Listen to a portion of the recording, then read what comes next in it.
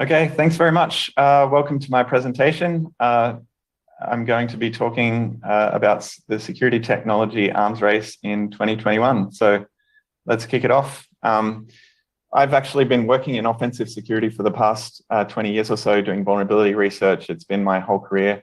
And during that time, I've sort of seen it blossom from a hobby that we started doing into a multi-billion-dollar industry that's being, billions of dollars being invested by offense and by defense, each trying to get the upper hand. And so this talk, I wanted to sort of look at some of those changes and where we're going from here. Obviously, offense and defense is a pretty broad topic. There's like memory corruption, SQL insertion protocols. There's an endless amount of things that we could talk about. This talk is going to focus on offensive tooling, particularly memory corruption exploit chains. That's the thing I'm most familiar with. And so I figure that's the thing I'll best be able to speak about. Some of the other security topics though are highly relevant, and I will be mentioning them as appropriate a little bit later on. Like I said, we're going to be looking at the past, present, and future of offense versus defense.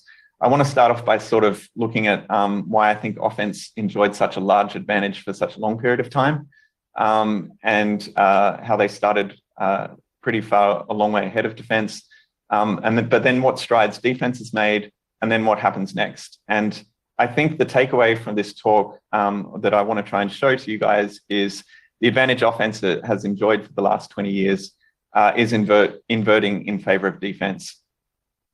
The talk is roughly, divided into three different sections. I'm going to talk about the advantage that I think offense has, then the defensive gains, and then the current state of things and what's happening in the future.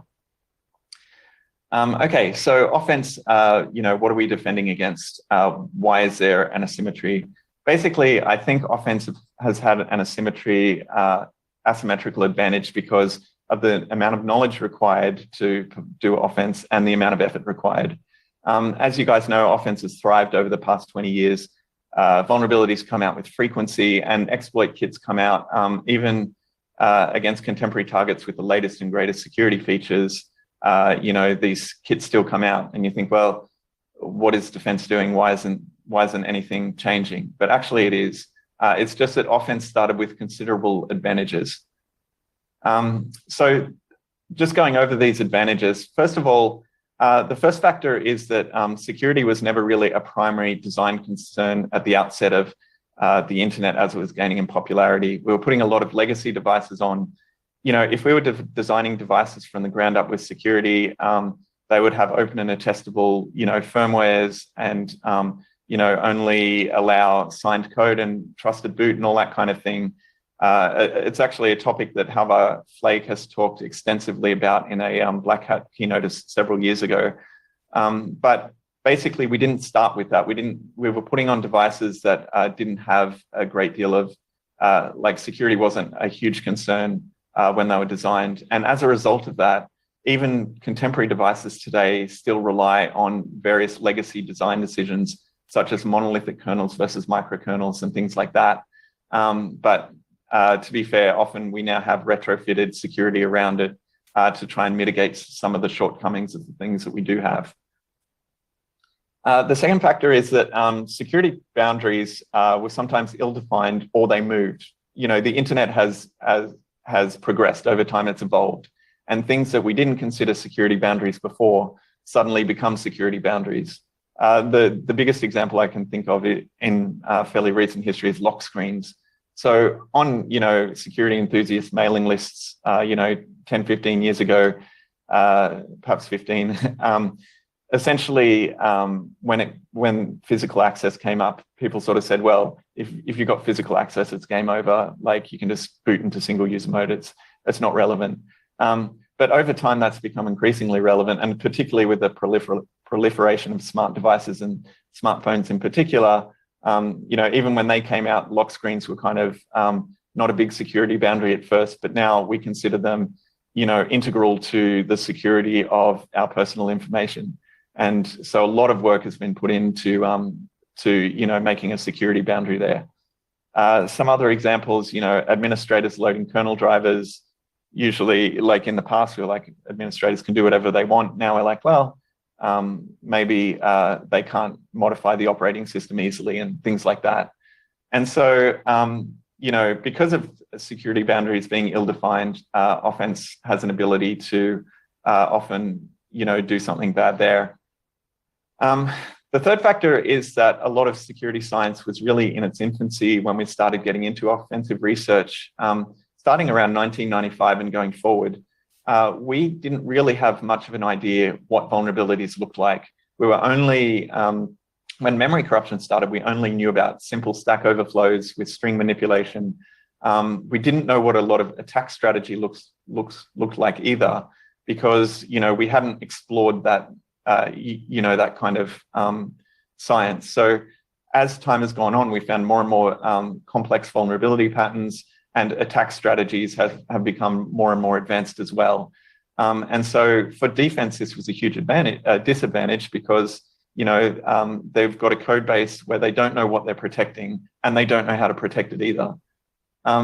Early on, when I started in offensive research, also static analysis and decompilation was kind of in its infancy. And again, this was more of a disadvantage for defense and offense. We rely on static analysis to find bugs in deployed code, but also, put it in IDEs and stuff like that to prevent developers having vulnerabilities in the first place. Fuzzing methodologies also, obviously, fuzzing was a thing that existed, but increasingly over time, that's got more and more advanced to look for more and more complicated bugs, and also to do it at scale. Some of the big advancements there, AFL, cluster fuzz from Google for doing at scale fuzzing, and then, more recently, JavaScript language kind of fuzzes. These are things that only came in around 2013 and onwards. And then last, of course, best programming practices were basically non-existent when a lot of the code was written that was basically governing the internet in that early phase. And over time, we've increasingly, had secure development life cycles and so on. The defensive ecosystem also started small. When I say defensive ecosystem, I sort of mean patch management and, updating. When a long time ago, patch management wasn't particularly good. It was a little bit haphazard, and also patches weren't really forcing themselves on you. So, like iPhones and stuff always constantly update, but back then you have to opt into updates, and people, would be out of date by sometimes months or years. Of course, also deploying patches at scale has its own complications. If you were managing hundreds or thousands of computers, deploying patches was very non-trivial. And also detecting attacks and compromises, particularly sophisticated ones, was essentially something that has been non-existent until fairly recently. We've also had technology breakthroughs over time. Sometimes these undermined defensive strategies and assumptions. The most obvious that I can think of is various encryption and hashing breakthroughs. I put MD5 there as an example. We used to use MD5 hashing as a method of authenticating a message and things like that. And so basically, as these algorithms get broken, we're like, oh, we've got to find out everywhere where we use that, and go and figure out how to get rid of it all and what we're going to replace it with, and so on. But most importantly, the reason offensive has had an advantage is that their starting points were different. Like I said, when we started, we didn't really know what vulnerabilities looked like and how to protect against them. But also, the starting point was millions of lines of internet-facing code. So we sort of went up to the defensive industry, such as it was at the time, and said, okay, so we found out memory corruption is kind of bad, and also we think it's quite common.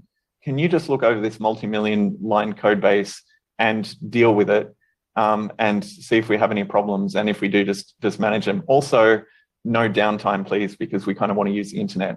So that's obviously a complicated position to fight your way out of. And from that, sort of an adage that has been thrown around a lot over the years has been: defense has to be right all the time, offense has to be right just once. So this basically created a perfect storm for offense. Obviously, as time has gone on, motivation has only increased for doing offense. being able to do theft at scale, and then more complicated attacks to, meddling in state affairs and elections, as we've seen more recently, being able to hack into someone's phone and surveil them. All these kind of things are huge motivators for different parties, and they're relatively low cost. They're attacking very complicated software, which for a great period of history has had fairly haphazard patching, and detection was poor. So essentially, for a lot of the history of the internet, the last 20 years, there's been basically low risk of an attacker of getting caught. And even if they get caught, there's not really any consequences in a lot of cases. So that's where defense started from, pretty far back. So, however, having said that, they've come a long way, and there's been a lot of defensive strides they've made, and I wanted to look at those here. So if you consider what defense is trying to achieve, and I actually went into the technical details of this in great depth in an SAS keynote in 2017. The video's online, so you can go check it out if you're interested. But really, the defensive goals, the goals that defense has is, one is raise the cost of offensive tooling, limit the damage of a successful compromise, and detect a successful compromise. And so we're going to look at each of those separately. So raising the cost of offensive tooling is basically, you can consider raising the cost in three broad categories. One is the discovery cost, which is the time it takes to discover, a vulnerability. The development cost, which is implementing a reliable exploit from that vulnerability. And the maintenance cost, which is keeping the exploit operational, for any length of time. Before I go into each of those costs, I want to make one note, which is pretty important, which is the discovery and development costs of developing offensive tooling is rarely linear. Most of the time, what happens is there's a large startup cost involved in finding the first vulnerability, because you're familiarizing yourself with the algorithms being used, the technology being used, whether that's protocols or virtual machines and so on, and then basically the structure of the code base that you're looking at. So usually what happens is it takes a long time to find the first bug, but then other bugs follow much more quickly.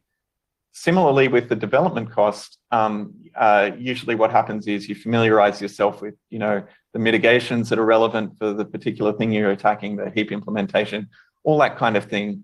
And then you develop techniques that you can use in an exploit. And that takes quite a long time. But then the second time you go to do it, you can reuse some or all of these techniques. And so the development cost becomes much lower for the second time around. Halvar Flake discussed this concept in depth in a 2017 keynote, and I've put the link to his presentation where he talks about basically, repeatability and the cost that defense and offense bears for each mitigation that comes out. And it's a really good watch if you want to go check it out. So for example, we once had a junior employee around 2013 and sort of said like, okay, see if you can look at Chrome and, create an RCE, a remote code execution exploit. So that employee found no vulnerabilities for about 6 months.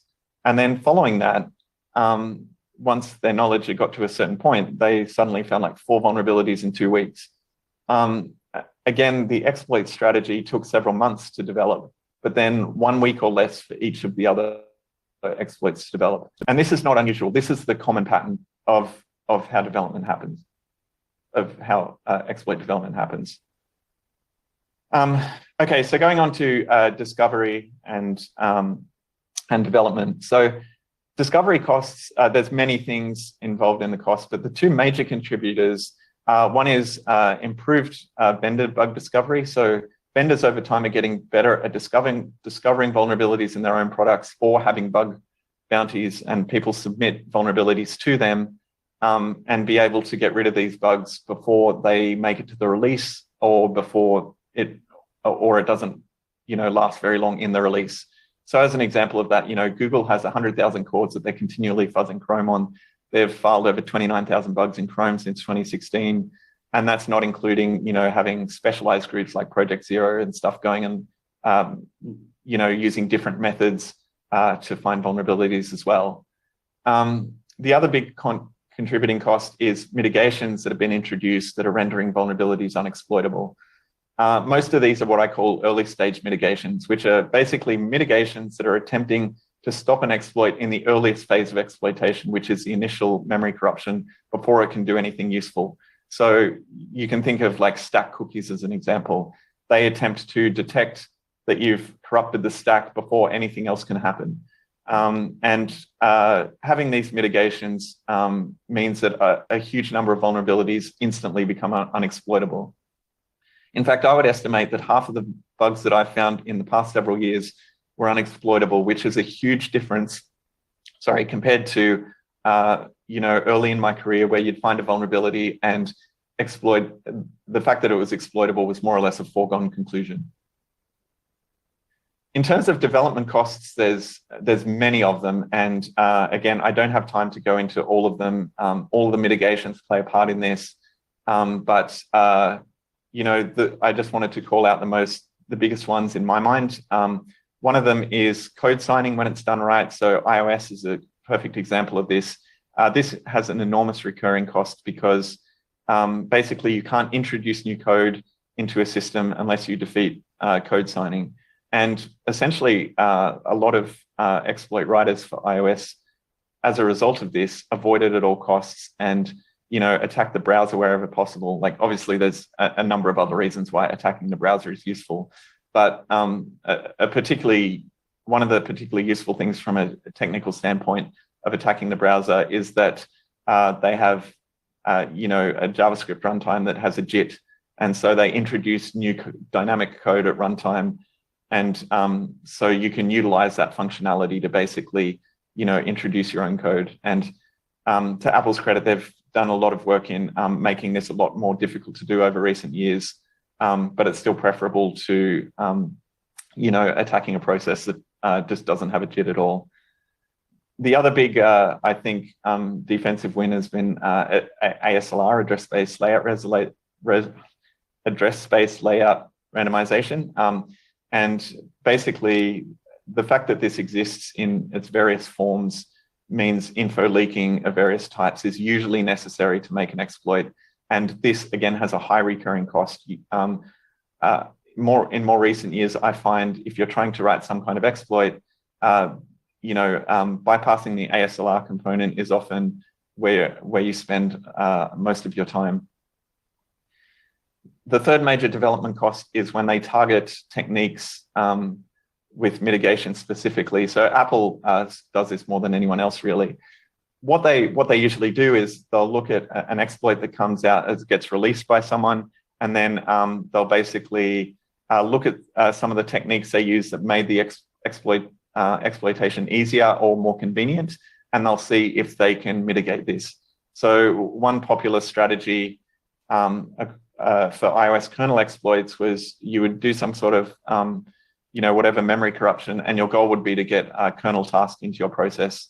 And a kernel task allowed you to read and write memory, kernel memory. So they thought that was a little too convenient, and they started trying to mitigate that. And then people used alternative techniques, such as, creating fake kernel tasks and so on. And then Apple tries to mitigate that technique. So as the offensive research becomes public, then, targeting those making mitigations to target those techniques specifically makes it so that you have to keep reinventing the wheel for each exploit that you do. So all of these incur potentially high recurring costs and take away from what I was saying earlier about developing a technique once and being able to reuse it. If you have to reinvent techniques all the time, the cost of each individual exploit is high rather than having one that costs a lot and then the next few costing not very much. Lastly, maintenance is also an ongoing cost, and it seems to be rarely discussed in public discourse. But maintenance is kind of a big deal. Software releases are very frequent. Major software comes out every 4 to 6 weeks. For like web browsers and for operating systems, sometimes more aggressively. And keeping an exploit operational is a lot of work. For each exploit that comes out, for each patch that comes out, keeping an exploit operational might involve doing nothing. It might involve changing a few offsets and not doing much work, or it might involve rewriting parts of the exploit or even the whole exploit if, a major new mitigation is introduced, or if there's a re-implementation of the heap or something like that. And so maintaining an exploit over any significant period of time is quite a lot of work. And this is why, again, in public discourse, people often talk about organizations stockpiling. And I think it's largely a myth, specifically because of this cost. If you think about it, if you wanted to stockpile, say, Chrome exploits and you had 8 of them or something, then basically that means every 4 to 6 weeks, you potentially have to do a significant amount of maintenance on 8 different exploits. And so you think, okay, well, I'll just borrow one technique and use it in all of them. But if you do that, and then that technique is broken, then all of your exploits stop being operational at once, which means, why are you stockpiling in the first place? And so, I think that's kind of a myth. The last thing I'll say about raising costs is that isolation, and I'm talking about sandboxing here, is actually the primary cause of dramatically increased costs in offensive memory corruption exploits, because it has a multiplier effect. All of the things I talked about with regards to discovery and development and maintenance costs is multiplied. If you have, originally you would just have an exploit and you would write it, get access to a system, and you could do whatever you wanted. Then sandboxes came along and you're like, okay, well, I need an exploit to get access to a system. And then usually what you would do is have another exploit to go from your sandboxed environment straight to kernel. So then you would have to have 2 different discoveries and 2 different development costs and 2 different maintenance costs. And then as time has progressed, those sandboxes that have been introduced increasingly get more and more restrictive. So then you might have to say, okay, now I need an RCE, then I need to break out of the sandbox specifically and then do a kernel thing. So now you have 3 discoveries, 3 developments, and 3 maintenance. And of course, the other problem is if any one of these in the chain becomes inoperational for some reason, often the whole chain is rendered useless. So as a result, the cost of exploitation has risen dramatically. And really, most players have been priced out of the market to a significant degree. And I'll give an example of that. There's no real market for stolen iPhones. And you may wonder why I bring that up. And if you consider the average person's threat model, they're carrying around a highly desirable piece of technology in their pocket for $2,000 that costs about $2,000. And so, of course, they'd be concerned that someone will steal it in order to resell it or whatever. But Apple has made it so difficult to be able to reset it without authentication from the original user, and also provided tools to find lost phones and stuff like that, that it is simply not worth it for the most part for people to steal iPhones. And so you basically don't worry about it. Furthermore, even if you lose your phone, you leave it in a bar or something like that, and some stranger finds it, the chances of them being able to unlock it are practically zero. The chain of exploits that you need to be able to, break PIN authentication and then get access to the data that was, encrypted is quite an extensive and, impressive piece of, offensive tooling, and has cost someone like $1 million or more to develop, to the point where even parties that are interested in getting this, like significantly interested, like law enforcement, might have trouble in, retrieving this data. Obviously, things like Celebrite exist and Grayshift, where some law enforcement has access to it. But even the people with those tools, sometimes those tools don't work against all of the most recent devices, and sometimes there's, other circumstances such as you've got a long passcode where it becomes problematic. The other thing defense tries to do is limit the damage of successful compromise. So we've already talked about offensive capabilities costing more, but actually over time, they're starting to do less as well. Here's an example of, a typical iPhone chain that you would see at various different points in the last several years. So in 2014, you could write an iPhone chain and basically get kernel code execution. You could inject new code after that into user mode and retrieve all the data, no problem. In 2017, kernel code execution basically became not possible because of a mitigation they introduced called KTRR.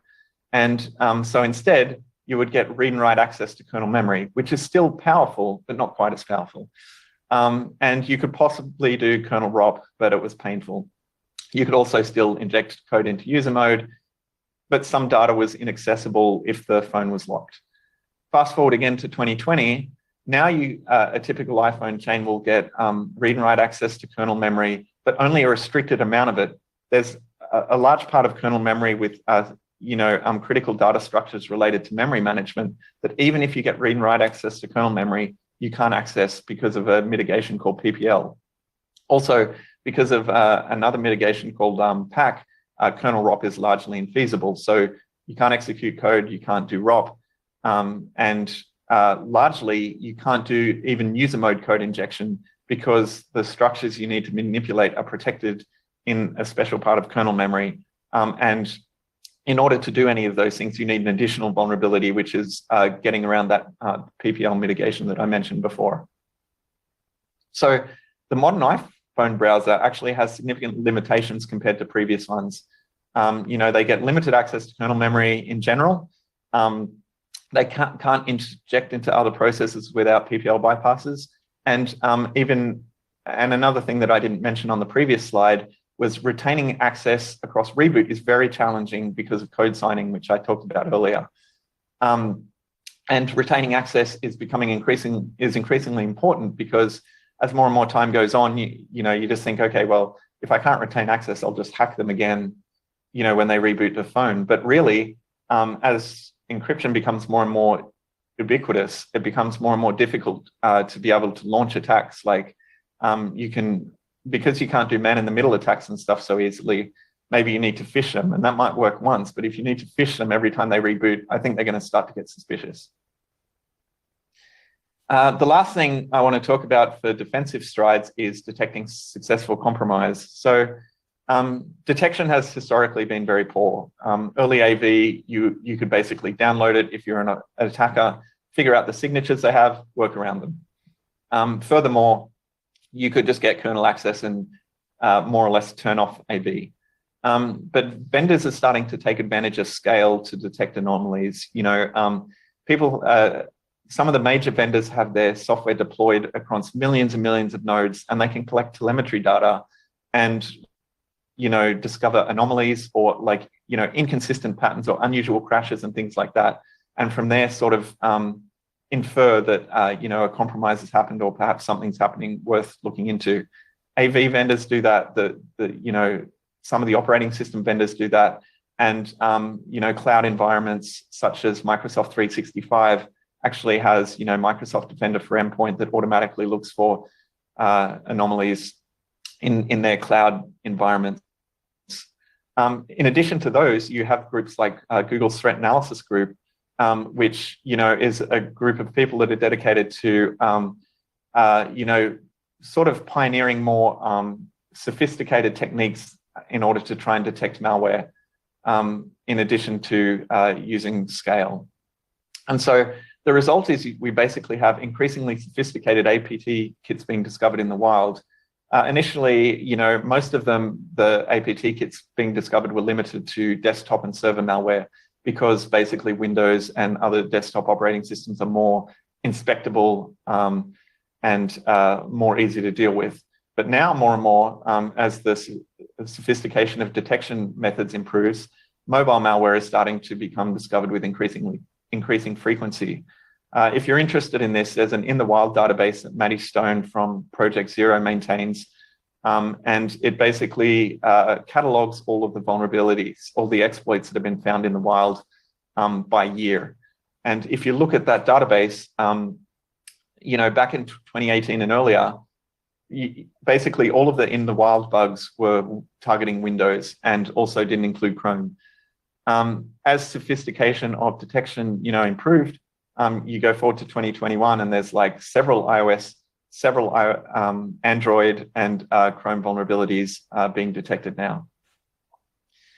So I think this is leading to a power inversion, and this is where I wanted to spend sort of most of the talk, talking about where we're at now and what offense and defense are going to do in the future, and who will gain the upper hand. So this is basically divided into 3 parts, and I'll explain those parts as we go through them. So memory corruption. Memory corruption, as I've said, it's still a very powerful tool, but it's starting to erode in effectiveness. You saw with the iPhone example, it can basically do less and cost more. Sandboxing, first of all, is particularly effective. Again, sandboxes are designed to constrain something to limited privileges, but a huge effect of sandboxing, one is, like I said, they increasingly get more and more restrictive, which makes them increasingly more and more of a problem for attackers. And second of all, that even if you can break them, you have to be able to maintain that over a period of time. So you might be able to break it every now and then, but not necessarily continuously, where you have to keep finding new flaws and new ways to get around the sandbox. So they're actually quite effective. The second advantage that defense have is CFI, which stands for control flow integrity, is also increasingly effective to prevent execution. The iOS example I gave is they use KTRR, which was a hardware mechanism, combined with PAC, which is their CFI defense. And basically, this is increasingly effective at preventing you from doing, ROP and being able to execute arbitrary code. So in the iOS kernel example, now we basically are restricted to read and write, reading and writing kernel memory. And I expect this trend to follow with other kernels and user mode environments as well. So in order to illustrate that, typically, again, I talked about the anatomy of exploits in a lot more depth in 2017 talk, but typically a memory corruption exploit consists of the early stage exploitation, which is the initial corruption, where you first put a program into an invalid state. The second stage is where you sort of leverage that invalid state into hijacking control flow. And then the third is you put down your payload to do whatever you want. Now, increasingly, what we're doing is having exploits that get arbitrary memory read-write as opposed to getting code execution, because code execution is prohibitive in many environments. So in that sense, data-only attacks are here. Again, a lot of the times you can gain code execution, but over time, increasingly, that's becoming more and more restrictive, and more attackers are sort of going to do data-only attacks. The third defensive advantage is data pointer integrity. And admittedly, I totally made up this acronym. I don't know, or I couldn't find an acronym to accurately describe data pack and the like, but I'll call it DPI here. Data pointer integrity has landed. So iOS has data pack, but it's part of the ARM spec, and it's only a matter of time until other operating systems and devices follow suit with very similar strategies and following that memory tagging, which I'll talk about in a minute. So data pack is sort of exactly the same as pack. Basically, how they work is when you store a pointer in memory, instead of just storing a raw pointer, they will take a hash of this pointer combined with a secret key and then possibly another value called a discriminator. And then they'll put part of that hash in the top unused bits of a pointer and store that in memory. And then when they fetch the pointer from memory to use it, they'll do the same hashing algorithm and check it against the unused bits in the top of the pointer and see, are they the same? If the pointer's been corrupted, then they know, if the hash doesn't match, then they're like, oh, the pointer has been corrupted, and then you can crash or whatever you need to do. So data pack is basically just like pack, except it's concerned with protecting data pointers rather than function pointers and stuff like that, and has been rolled out in iOS fairly recently. Memory tagging is even more is also part of the ARM spec and also will eventually get rolled out, but it has been rolled out nowhere of consequence so far. But it's even more restrictive than data pack. Basically, memory tagging will also allow you to detect if a pointer has been corrupted, but it also has facilities to allow you to detect if a read or write is happening out of bounds from an allocated amount of memory, basically. And so it's even more stringent than, data pack. And when that comes out, and this will probably take several years, that's going to be a huge step forward in DPI mitigations. And so if we go back and look at the structure of an exploit again, basically these data pack and MTE sort of target the early stage exploitation, the initial corruption, and the reason I think these are actually a huge game changer is most early stage mitigations that we've created to date are limited to 1 or 2 bug classes. So, if you we have a mitigation for stack cookies. If you deploy that mitigation, then basically most stack overflows will be rendered useless. Some of them will still be exploitable, but a lot of them will be rendered useless. For the vulnerabilities that it doesn't render useless, however, basically the mitigation will do little or nothing. And so the reason DataPack and MTE are game changers, in my view, is that it's an early stage mitigation that potentially applies to all memory corruption flaws. It can basically stop it at the early stage of exploitation and severely curtail most current exploit techniques. And I think that's going to be like a major shift. Now, DataPack is deployed somewhat conservatively in iOS, although every version they added, data pack protection to a few more things. But it'll take another several years for really both of these mitigations to be in full effect. But when they mature, I think it's going to be a huge problem for memory corruption. Now, a possible avenue to work around this, at least for the foreseeable short-term future, I think, is micro-architectural flaws. There's been a large upswing, in particular in side channel vulnerabilities, to disclose secrets across security boundaries over the last few years, starting with Spectre and Meltdown and all that kind of stuff. We've seen every year since then, like 2 or 3 other, pretty amazing side channel vulnerabilities that take advantage of, using speculative execution most of the time to create an observable side effect.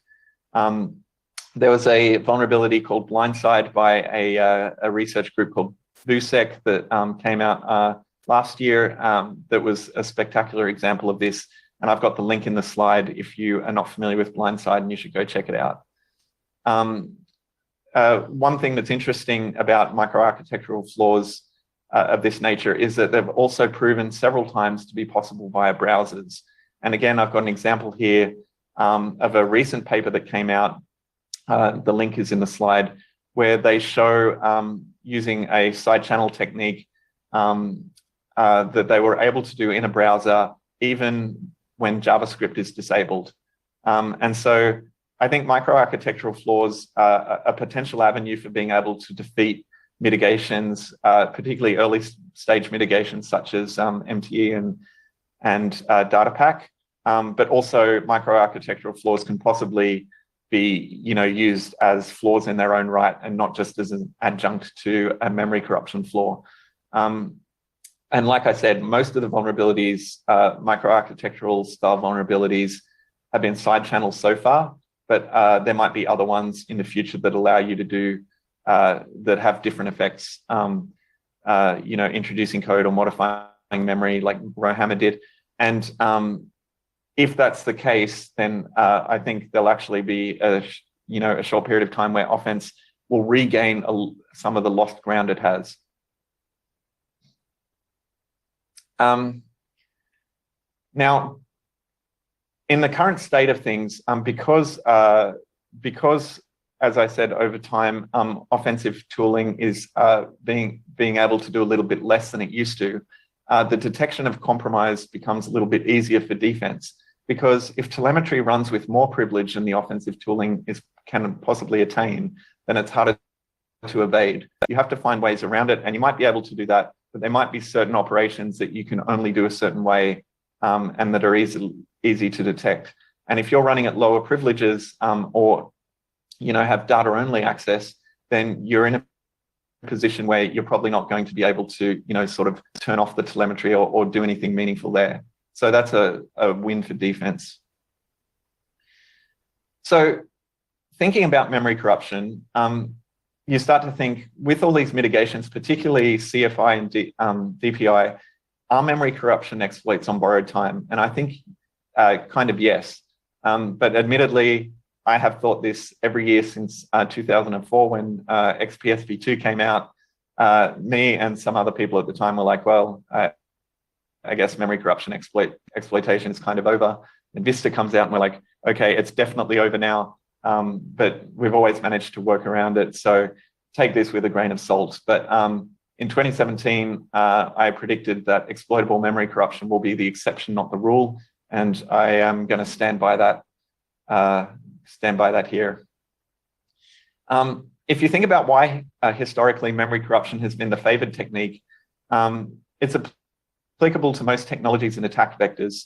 This is still true. We are slowly rewriting stuff with memory safe languages and things like that, rewriting parts of Android and Linux kernel in Rust and all that. But there's still a lot of things deployed that are either in unsafe memory languages or have extensive libraries behind them that are written in unsafe languages.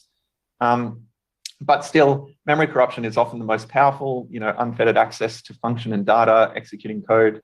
When I talk about function, I'm talking about, being able to access the GPS or turn on the microphone or something.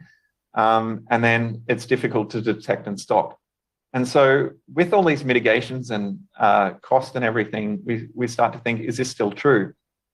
It is still true to an extent, but memory corruption, its power is starting to erode. As a technique, it's starting to exhibit some weaknesses. Primarily, limited access due to CFI and CPI sort of mean that, and sandboxes in particular, mean that it's not necessarily more powerful than other types of vulnerabilities in some contexts. And that's an interesting thing to note. If you don't get code execution, if you can only do a limited amount of either writing to memory or writing to certain, reading or writing certain data, then there might be other attacks that you can do more effectively with other techniques. Also, as I've sort of talked about before, the cost of memory corruption exploits has gone through the roof. They're very expensive to create and maintain. And most other vulnerability classes don't really suffer from that. They either work or they're patched. So with that in mind, I think offensive research, exploit chains will still use memory corruption, but increasingly use components that are non-memory corruption as well to achieve some of their objectives. So, of course, there's a never-ending amount of different types of flaws that they could pivot to, but I'm going to just call out the most obvious or the most relevant currently. So the first one is cryptography flaws. Cryptography has obviously always been a very important component of security. It underpins nearly all current security technology in one form or another, in every single layer of the technology stack. You have encrypted communications, with TLS for HTTPS, but also, messaging apps are all, end-to-end encrypted now. And we use crypto for authentication and authorization in the form of certificates. We have code signing, which is, both a mitigation and a, authentication kind of thing. Software updates, we validate where they come from by cryptography, and even some, actual memory corruption mitigations such as PAC use cryptography in some form or another. So depending on what you break, there's amazing potential here. Eavesdropping, being able to eavesdrop on encrypted communications is interesting, and also potentially being able to man in the middle. You might be able to do some kind of spoofing or impersonation if you can, impersonate an entity by forging a certificate, or being able to break DNSSEC or something like that. Bypass code signing and trusted boot. I've already talked about that a little bit. Introducing evil software upgrades, which is basically how the supply chain attacks have worked. Although rather than finding a flaw in crypto, they just instead they would just target a vendor distributing software to other more important vendors as an easy way in, and then ship upgrades. And then, defeating some mitigations as well. So there's been a number of recent examples of this, and I think it's becoming of increasing prevalence. Obviously, ever since Heartbleed, people have been doing, before that, but in particular since Heartbleed, people have been doing sort of increased interest in breaking SSL. There was a period of time where there was open SSL crypto flaws, once a year or every 6 months or something. But now the crypto flaws are starting to become more mainstream and showing that they're useful directly in compromising services or devices. So at Black Hat, a group called OrangeSide displayed a bunch of remote code executions in Microsoft Exchange that, among other things, abused some crypto flaws. And it's fascinating to go and read about how his chain worked. And again, the link is on the slides there, so go check it out. NSA last year released a crypto vulnerability in Microsoft that concerning EC cryptography, and you're able to forge certificates coming from Microsoft, which again was a big deal at the time. They called curveball. And then again, last year, there was a guy called Tom Tervort, sorry if I've mispronounced that, that presented a zero logon flaw, which basically was a crypto flaw that allowed you to, in an Active Directory environment, sort of illegally authenticate and get full access to a Windows domain. So he did a presentation about that at Black Hat, also definitely worth going and checking out. So I basically predict that crypto vulnerability research is going to start becoming critical components of most offensive tooling within the next several years. The second big thing, I think, is web technology flaws. So they're increasingly relevant in the offensive tooling space. Originally, web technology flaws, people developing offensive tools didn't pay much attention to, because web technology flaws are essentially used for, finding a bug in a particular, website or something like that. But increasingly, as we've moved to software as a service and apps and all that kind of, and messaging and that kind of thing, web technologies in various forms are used throughout devices and are available everywhere, and are increasingly relevant, enabled when trying to break into devices or servers. And security experts agree, and I've been talking about it very recently. I admit I wrote my own tweet and then quoted it there. But no, seriously, other experts have been talking about it. Just a few days ago, Alyssa Assange, who's a well-respected vulnerability researcher, was talking about high-level flaws in web apps and stuff, and how they're increasingly relevant. And also Casey Ellis from BugCrowd there is calling out hey, this cross-site scripting that people kind of write off as lame is actually not only earned this guy 200 grand, but he's using that as a facility to break into being able to compromise Microsoft Teams, which is quite a big deal. Web technology flaws, so they're increasingly relevant. In the last, apart from the examples that I've just shown, again, the Exchange Server RCE suite of bugs that OrangeSide presented, the original entry vector was an SSRF vulnerability, which is amazing. And perhaps even more interestingly, there was a Black Hat presentation that I linked to called Pwning iOS 14 with Gen Z bugs. And that also talked about using basically web style flaws to be able to compromise an iPhone. The initial entry access vector is actually cross-site scripting, and then they use these other scripting type flaws that eventually leads to a type confusion / memory corruption situation. But the initial getting onto the device and breaking out of the sandbox was basically done with web style flaws.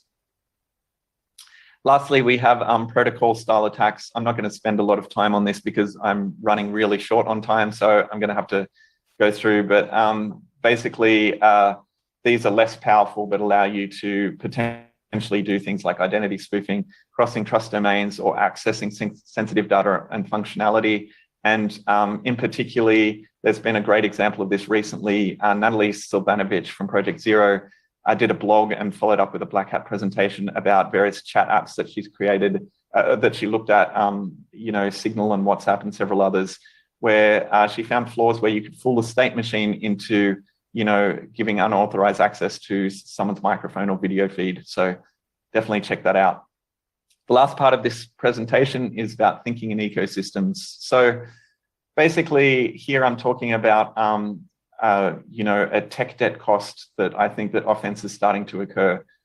Essentially, most offensive tools are written to be deployed against a single device based on various assumptions that, most traffic is in an open and distributed internet, it's observable, you can fully compromise the device, code can be introduced at will, and all the data on the device can be recovered, and that AV and APT is not sophisticated. But throughout this talk, I think I've showed that most of these assumptions are actually false. The internet is not actually as distributed and as it used to be. It used to be the case that everyone was running their own servers in-house, but now increasingly the internet is balkanized across geographic, political, and commercial lines. We have large commercial providers, Google, Facebook, Amazon, and Apple. There's region-specific cloud infrastructure, WeChat in China, and Russia has their own Facebook and stuff like that. And then interestingly, I think we're starting to, or we will start to see more and more political sort of segmented political parts of the internet. We saw as a result of the fallout of the US election last year that a bunch of right-wing people sort of wanted to move over to Parler because they felt the politics of Twitter and Facebook were not to their liking. And I think those kind of movements are going to increasingly happen in future. So as a result of these cloud environments, most interesting data is encrypted and contained in private ecosystems. And a lot of the code and infrastructure that was traditionally hosted in-house is now outsourced to Google, and also code that we run on devices now, as part of a software as a service and an ecosystem and all that kind of thing. So devices now participate in one or more ecosystems. Apple devices, you have your watch and your phone and everything. They all participate in a local network and further iCloud with your contacts and stuff like that. Android has a Google ecosystem, and then there's secondary large clouds that we tend to use, like the Facebook, WhatsApp kind of functionality, and WeChat and so on. And so from an offense perspective, you start to think, do these ecosystems represent a significant attack surface? There's the potential to move laterally.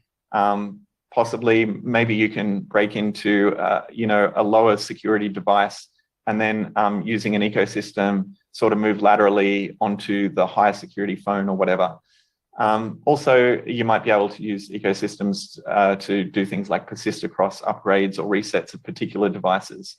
And so it is interesting to offense, but, it actually presents some unique political and legal challenges. And this is sort of just a thing for you guys to stew on, really.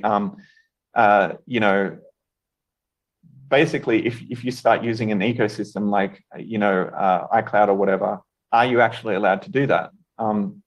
Last year or the year before, 2020, basically, a piece of malware was found in the wild that was part of NSO's kit, and it was being launched through WhatsApp, and Facebook decided you're not allowed to do that and slapped them with a lawsuit.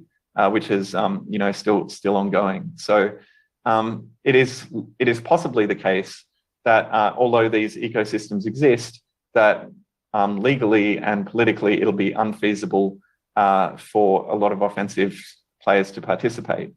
But that doesn't necessarily mean that offensive chains won't be interested in these ecosystems, because even if it was made illegal, it might be off limits to someone like law enforcement or local intel agencies. But guess who that leaves? Adversary nations and criminal groups.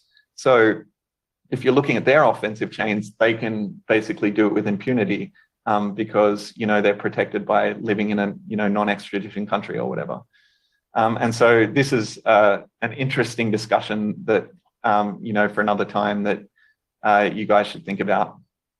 So I think offensive chains will be ecosystem aware, even if that won't be true for all of the players.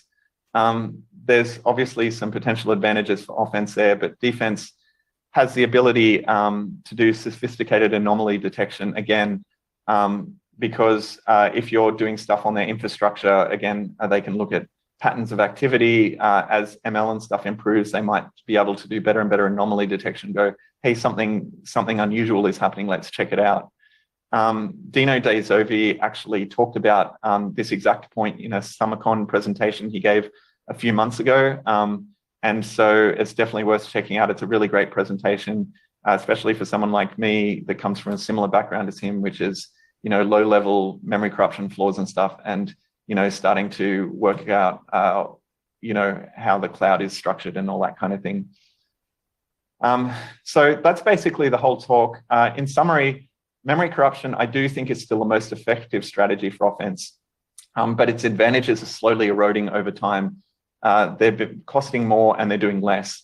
And increasingly, I think offense is going to replace at least some of the memory corruption components in chains with other logic flaws, because they're increasingly relevant. They're going to be able to, they're much cheaper to maintain, and they're going to be able to achieve, the desired effect.